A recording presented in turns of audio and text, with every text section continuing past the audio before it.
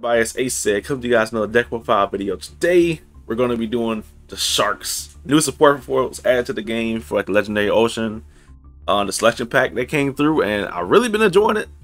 I've been trying out different builds for it, going for more of the Sharks from like the Zexal anime, and going for more like a top tier type thing too. Well, not really top tier, but adding cards that really helps the deck and pull off a lot of stuff. One thing about the deck, it can really pull off a good field. They can bring itself back pretty easily, I think, and you have a lot of resources to burn through just to like get stuff going. So without further ado, let's get into it.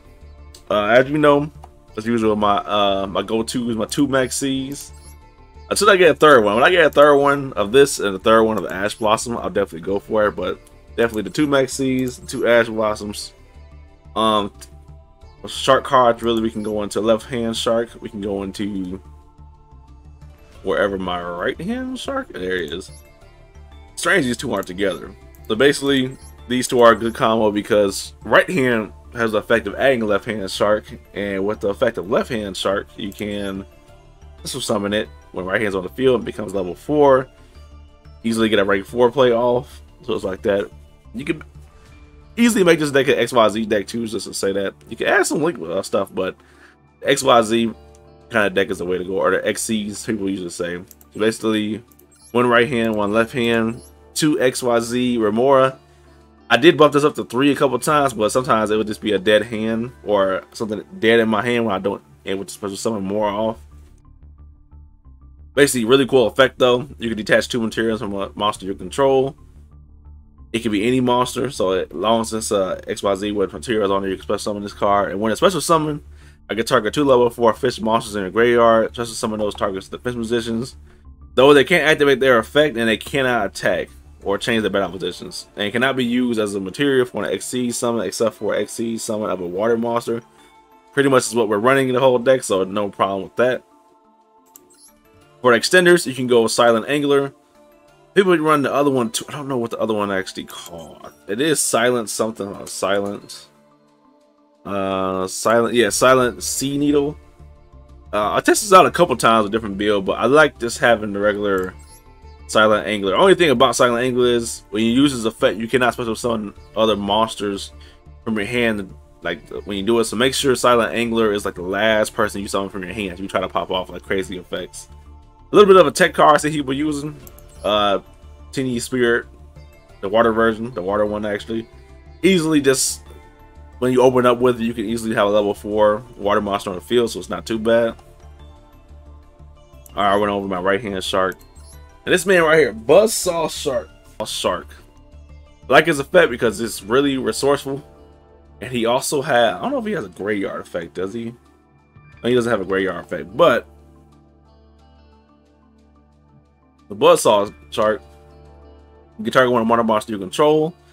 You can also target himself, so you can just summon a fish monster with the same level as that monster, but with a different name. And if you do, it cannot activate its effects this turn. Also, you can have something from your extra deck versus turn, so it exceeds monsters, so no problem with that. You can only use the effect of Buzzsaw Shark once per turn. But if this card is used for XC summon a water monster, you can change the level to 3 or 5, so that helps a lot trying to pull off the Nash combo. Definitely run 3 of them. There's another one I seen. It's not Buzzsaw. It's like Needle Shark. Maybe I'm not 100% sure. I haven't made a build with that shark per se, but I know it's actually a really cool extender into the deck. Next, we have Lifeless Leaf Fish. Lifeless Leaf Fish is really cool because when this card is summoned, I can send a fish monster from my deck to my graveyard, except itself, and you can banish this card from your graveyard and target 3 fish monsters in my graveyard, and shuffle those monsters into your deck, and then draw a card. Basically pulling off some resources back from your graveyard to your deck and get a free draw from it. Really cool.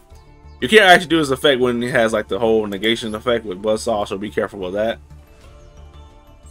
For the new support, we have Abyss Shark. Definitely run 3 of this. Not only can you special summon this card as soon as you have a water monster on the field, but you get a free search off of it, and it can be, what's the search for? Level 3 or 4. Well, if one monster you control, you can special summon this card. If you do, add one level 3, 4, or 5 fish monster from your deck to your hand. except itself, and for the rest of the turn, you cannot touch summon monsters except for water monsters. Also, double the first battle damage inflicted to your opponent this turn by the number of monsters battling another monster. You can only use this effect of Abyss Shark once per turn. I do run number monsters, so that effect actually comes into play. Not as much, but you see through the replays a little bit. You have Crystal Shark. You can bump this up to 3 if you really wanted to, because you can also easily special summon this card from the graveyard and from your hand. Think about it, I keep it to 1, not 1, but I keep it to 2 so far. That really only uses effect with Crystal Shark, but if you actually need another material on the field, you can treat this card as level 4 and level 3, 4, and 5, so get some Nash effects going. Pet cards, I got my boy Kaiju. I gave him a seal, the Sea Turtle. You know what that man does. I got my Rock as usual. Nibiru, the Primal Being. Rakeki. Harvey's Feather Duster. 2 Pot of Desires. I might can get away with one of these cards. I'm not saying that you really have to. I wouldn't run a Pot of Duel because you will use special summon a lot. And I wouldn't want a Pot of Extravagance because you kind of want to use your full potential of your extra deck. So I wouldn't want to do that either. Lightning Storm. It's a good card to have. Another clutch card, this is really rare, you could actually put in there, is a White Mirror. Basically, I use this card in tandem with XYZ Mirror or more. That way I can touch someone more from my hand, or get it from the graveyard and get another or more back to my hand. You can also use this for Buzzsaw Fish. But basically, the effect is I can target a level 4 lower fish monster in my graveyard. I run a lot of fish, so no problem with that. And special summon it, and then add a copy of that fish with the original name in my hand. So that's really cool. I like that effect a lot. A little tech card I like to use it now is Torpedo Takedown. I used to use this with my Stealth Kraken, but basically I can target an XYZ monster, a water one, or XYZ monsters you control. Detach 1 material from it and inflict 400 damage to your opponent for each card in your hand. So if your hand is stacked, you get that damage infliction, and you get attack moves from it, from like the damage inflicted to it. But it's up to the end of the turn, and you can banish this card and 1 water exceeds monster from the graveyard and draw 2 cards. In case your water monster gets destroyed, you know, banish both those cards, get 2 cards. Pretty cool. Run call by the grave. Definitely run more if you have to, so I'm just running 1 right now. Forbidden Droplets. You might not have to run more than 2. Well, you can run 3 if you want to, but Forbidden Droplets, I got 2 negation of effects. Torrential Tribute. It's all around a good card, especially if you want to nuke the field and you can just build your field right back up somehow. Really cool. Evenly Matched is just a cool. It's just such a good card. That's all I can say. Evenly Matched is so clutch in this deck. And Solemn Judgment. If I had 1 and 1, I would definitely run it, but all I got. I would say you can be very flexible with the extra deck. So right now, this is my 15 I'm running. I'm running the number FO Utopia Future and the number FO Utopia. Oh wait, not Utopia. Utopic Future Draco. Draco Future, my bad.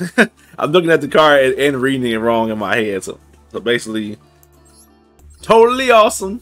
You gotta have it. You gotta love it. Quick negation if you want to negate something from your opponent. Easily special summon throughout the deck with Buzzsaw Shark. Number 47, Nightmare Shark, is what I'm running for my rank 3 in the combo with Buzzsaw Shark. But basically, I don't use this effect, so you don't even worry about that. This card is debatable. Shark Drake, you don't really need to run it, but I like having it just to, you know, get the theme with the sharks basically. I have the number the upgraded version, the white one. I forgot what it was actually called. I know it's number 32, or something Shark Drake. But these 2 are debatable if you really want to. It's totally awesome. It's good. These are debatable. Buzzsaw, not Buzzsaw Shark. Bahamut Shark. Yeah, Bahamut Shark's kind of a need if you want to actually extend some plays, but definitely 1 Bahamut Shark.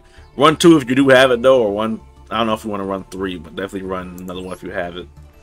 Number 104 Masquerade is strictly just to make my Nash Knight card come to play, so this is debatable too if you want to actually run it. I got full armored Black Ray Lancer. Basically, I run this card to get the play of Draco out a lot. All you need is a rank 3 monster that doesn't have a material. So if you summon him a Buzzsaw Shark, this stack your full armor Black Lancer. Buzzsaw Shark and Black Lancer can do Topic number FO, and then you have the other number FO that can stack on top of that. This is the one that's debatable, but hey, I freaking love this card so much. Time Thief Endure. You see it on mostly all my decks if I can run it, so don't need to explain that. Stealth Kraken. This is your quick effect destruction water monster. Turns all water monsters on the field to returns all monsters on the field to water, so you can just pop off effects of that. And you can inflict damage to your opponent equal to half the attack of the monster. So this thing could stack up if it stays on the field for so long. And when it's destroyed, you basically get a free XC. I don't know if it's an XC summon, but a free special summon of Stealth Kraken Spawn. Which, once with your quick effect, you can destroy a water monster your opponent controls. If this card does summon by the effect of number Xyz monster of a number Xyz monster, you special summon other Stealth Kraken monsters from your graveyard up to a number of materials this card had. Then you can attach up to 1 water monster from graveyard to some of those monsters. I don't really get the other parts of the effect, to tell you the truth. I'm reading it now to see. Basically, I just kind of loop these two together when they get destroyed and bring them back if I have to. For the combo I like to usually go to, really, I have my number C101 Silent Honor Dark. Silent Honor Dark. Okay, I was reading that wrong the old times. Like, I just call it Sonic Horror, but hey. Sonic Honors Dark. Okay. Once per turn, target one plus summon monster your opponent controls. Attached to this card's material, and then when this card is destroyed and sent to the graveyard while it has his material, you can special summon this card from the graveyard and the gain life points equal to the original attack of this card. Number 101 Silent Honor Shark. Sonic Honor Arc must be in the graveyard to activate it and resolve this effect. Oh yeah, so I don't really get to activate this effect because I don't have the Silent Honor Arc. Then I'll show you what that card is too. It is related to it. It's this one. To activate the effect, you need this. So if you want to put this in there, basically this card I don't have it in the deck, but basically you attach a material and target one plus some monster your opponent controls and face up in the attack position. Attach it to this card as a material. You can only use the effect of number 101 Sharky Shark. I'm just calling him Sharky Shark. Once per turn, and this face card will be destroyed by battle or card effect. Detach a material from it instead. Survivability. I would add into the deck once I get enough UR points, so be looking out for that. But basically, you can go into Nash Knight. You can take opponent's card as long as you have a number monster between 101 and 107. So basically, that's what this is in here for. Catch it. Once you do that, you can summon out your C Nash Knight by using his effect automatically when this card's on the field. And then you can go into a number 101 or C101, I should say. And for last beast, you got Divine Arsenal Zeus. Any Xyz deck should run him. That's why I say, because he's a free special summon if you just attack something and get over with. But that is my deck profile to my Shark deck. You can call it that. I'm working on other ones right now, but I wanted to actually show off this one. I've really been enjoying it. I've been winning some crazy games and ranked matches and other things, and pretty much what I'm working with right now. Other decks I got in the mix, I should say right now, I'm rebuilding my War Rocks, and I'm rebuilding, well, not rebuilding, but actually making ice barriers just to see if I really like them and kind of in the game to see how they play, really. I haven't really touched that deck in ages, but I figured, hey, this is the best time to do something. Also working on some Legendary Ocean type stuff with the new Yumi control type deck, so be looking out for that. Other videos he posted on the channel when I can. And yeah, that's pretty much it. They say out.